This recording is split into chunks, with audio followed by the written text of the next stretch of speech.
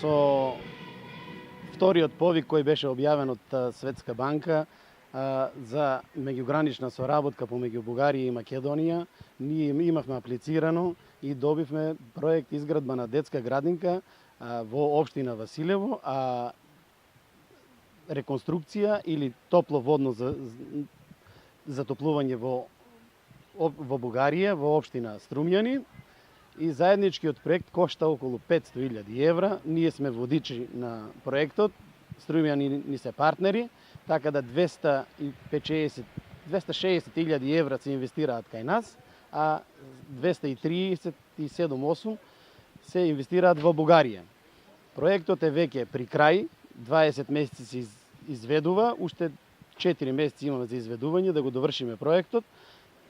Кај нас е веќе изградена градинката, во Бугарија е при крај, они веќе се завршени, бидејќи таму се реновираше кога беше распусот. Се работи за парно грејење, да не сметаат на дечињата. Се надаме во блиска иднина и кај нас, дали од 1 или од 20 септември, ќе почне со работа и нашата детска градинка.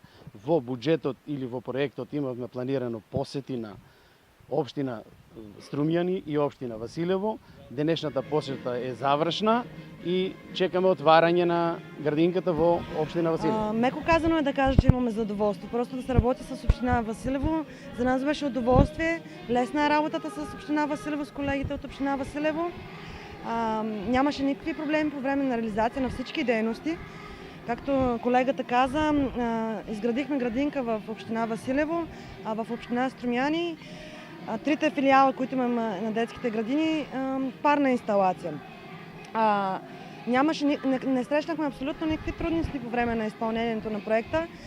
Основните дейности, съответно, както казахме, вече са самото строителство и изграждането на парната инсталация, но имаше и съпътстващи дейности. Правихме срещи между децата от Струмјани, децата от Василево, между родителите. Имахме много разговори относно детското възпитание, предучилищната подготовка на децата. Мога да изразя благодарността си от работата с тях и се надявам, че и следващия програмен период ще имаме съвместни проекти заедно. Вече имаме практика от работата заедно и се надявам, че следващите проекти, които ще изпълняваме, а ние имаме огромно желание да работим, ще са още по-голяма удоволствие, с още по-голяма лекота ще ги изпълняваме.